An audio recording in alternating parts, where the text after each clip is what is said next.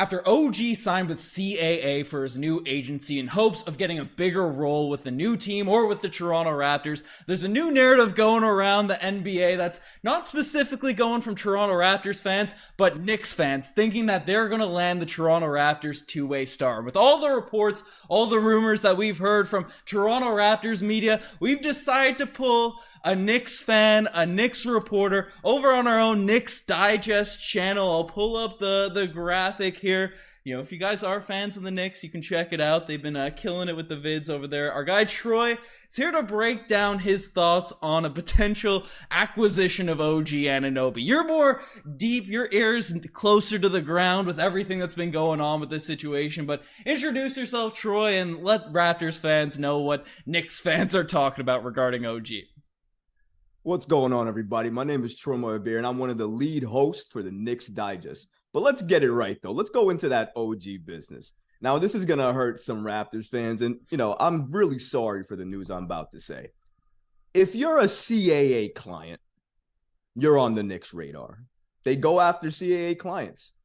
Ben just broke the news. Ben, what did you say to start the video? He's now a CAA client. CAA client, he was welcome to the family. We broke it down on these vids about how OG was searching for agents left, right, and center with one hope, one goal, to get a bigger role with whatever team the agency is trying to make it happen. And what's the relationship with CAA to the Knicks? What's the deal there? Why are they looking at these types of guys?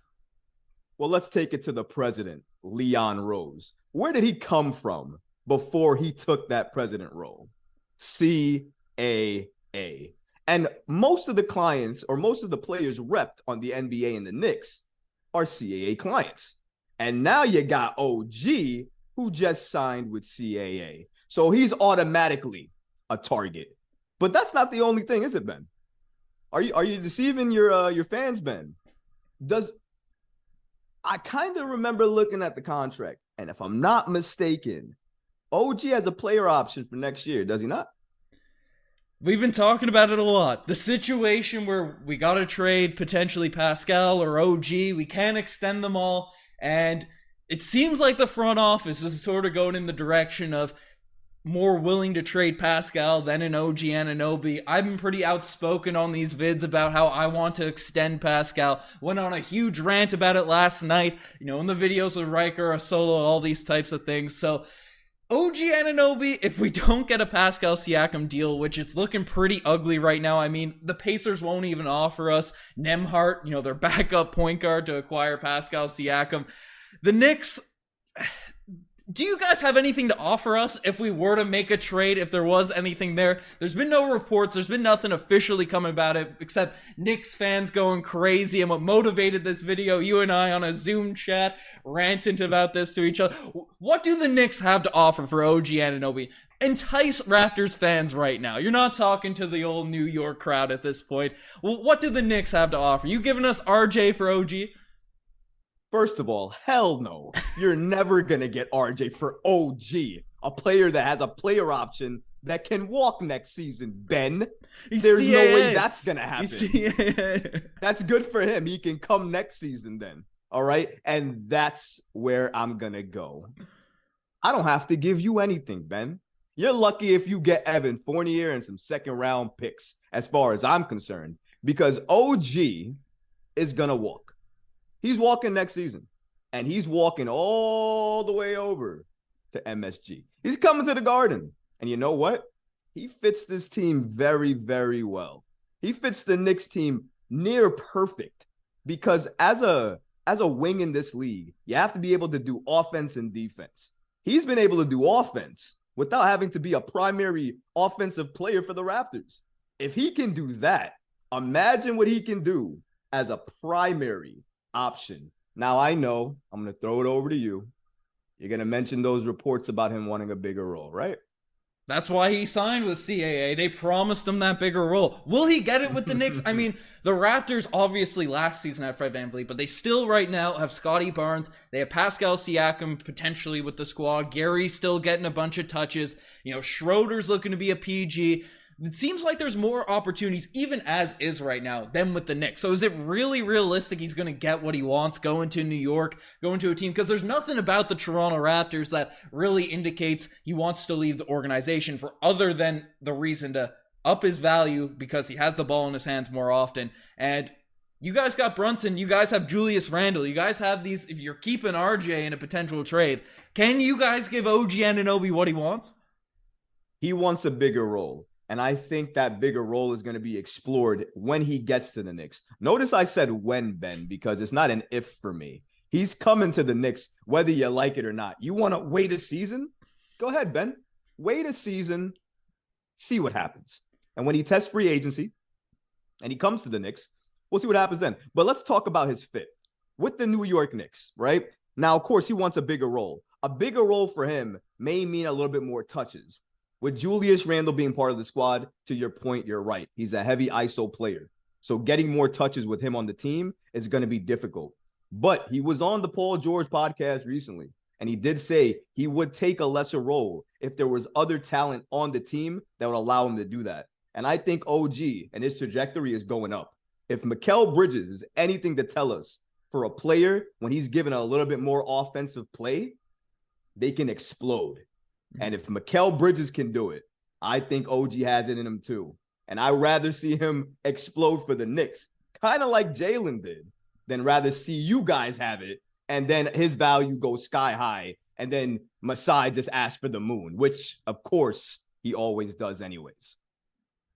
Well, we almost fleeced you guys, or you guys almost fleeced us years back when the Toronto Raptors were going to offer up Kyle Lowry to the Knicks for just Shumpert, I think Tim Hardaway Jr., and then you guys had a great decade there of Knicks basketball while the Raps are out here winning chips and make it to the conference finals. But I digress on that point. I won't dive into that any much further as you're trying to strip away our star-beloved two-way guy. But the Raptors are in a peculiar spot because they don't have much options for Pascal Siakam. We haven't heard much in regards to the open market for OG Anunoby, who, as you've mentioned multiple times, has that player option, could potentially leave next season. If he doesn't get that bigger role, will likely leave and could go to a team like the New York Knicks. You brought up Evan Fournier, though. I don't know, are you serious with this type of offer? If you were the GM of the Knicks, whatever Knicks fandom is saying, whatever the Reddit spheres, the Twitter spheres, your GM, whatever the reports are that you're hearing down there, Troy, what do you think is a realistic offer Toronto Raptors fans could expect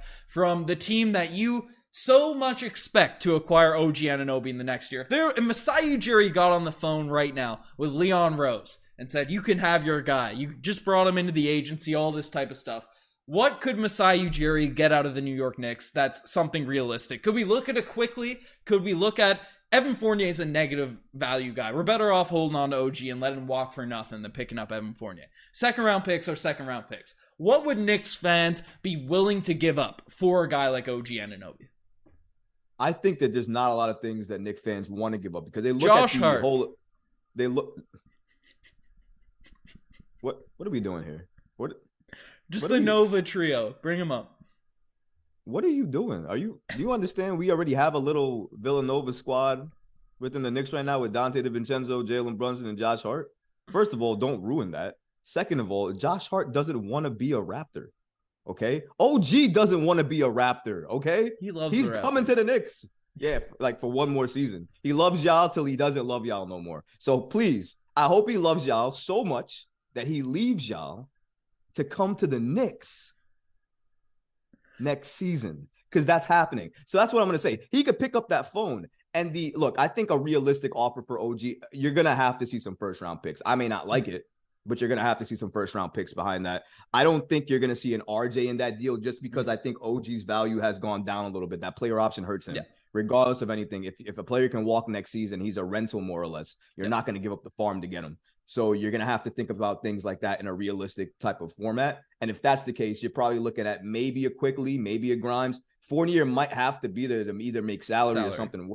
So, but again, he has a player option for next season. So essentially he's an expiring. So you can waive him next season. He'll be off the books and it still helps your rebuild. And I think if you're Masai, you're not think about the current season, you think about the future. And if you're thinking about it like that, I think those pieces make sense. And you're devoid of a point guard. So Emmanuel quickly actually makes a lot of sense for you guys to get. He was a finalist for Sixth Man of the Year last season, so he is taking that next step, and he could have a Jalen Brunson type of trajectory where Jalen Brunson popped in Dallas and broke out in New York. Who's to say Quickly can't do that? So you could potentially get a cheap flyer on Quickly now, see what he can do, and even pay him next season. So it might work for the Raptors. Well, there's lots of reports about Quickly last season potentially getting traded to the Raptors. Always a bunch of trade talks going on with the Knicks, with OG Anunoby. Trade deadline, there was a lot of chatter about a deal going down with potentially 3 first-round picks. Now, I know you use, there are future sort of deals, potential assets you guys have out there in the future. How good do you think Emmanuel Quickly is? Because Raptors fans weren't that excited when all those rumors sort of popped up midway through the year, but he's Sixth Man of the Year sort of contender. Rumors have it that he might be getting a lucrative extension himself come this upcoming season. What's the real value for a guy like Quickly, who also could potentially leave in free agency the following season? So Quickly, and that particular value for Quickly has been a number that's been talked about for the last few weeks by a number of different people. His value, at least the floor, was rumored to be about 80 million, while the ceiling was almost close to 100 million. So, I mean, and that's what you play yourself into when you play like that. So for Raptors fans who missed his play, he actually was one of the better three-point shooters for the New York Knicks last season. Coming off the bench, he was lethal. And when he started, he actually had very good numbers, albeit sometimes when he did start, it was either missing Randall or Brunson. But regardless of that, though, when given the spotlight, he shined and shined bright. There was one game against the Celtics last season where he annihilated them, and we were missing Jalen Brunson. We weren't pegged to win that game at all, and he led that team to victory. He showcased in that game why he can be a starter. If I think anybody missed that game, watch highlights of that game, and you'll understand why. Malachi Flynn's had some big games as well. Maybe you'd be interested in. Nobody wants Malachi Flynn. You guys don't even want him. That deal is going to be going down. Any other flyers you think the Raptors could take, like a Quentin Grimes, who currently has beef with Scottie Barnes? You're not going to get Quentin Grimes. We're not going to give you. Are you out of your mind? Ben. He's not. Ben. Him. Mitchell Robinson. What about What are we doing here? Are you playing I'm pulling a Masai Ujiri. I'm gauging the value out there on the open market. There is no trade on the table if you name these players. RJ, Mitch, Brunson, Grimes, no one on that list. You can't have them. Anybody else?